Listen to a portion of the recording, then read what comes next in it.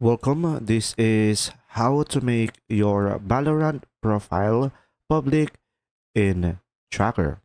So guys, in order for you to do this, first thing is go to tracker.gg and now make sure you are signed in into an account here on the website.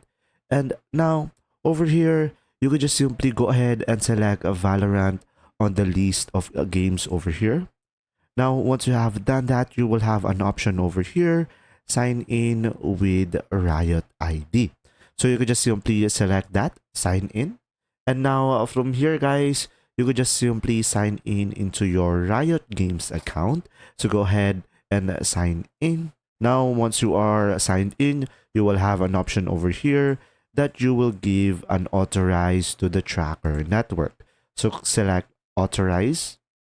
Now, from here, right after that, you should be able to have your profile public on Tracker GG and people can search your name over here.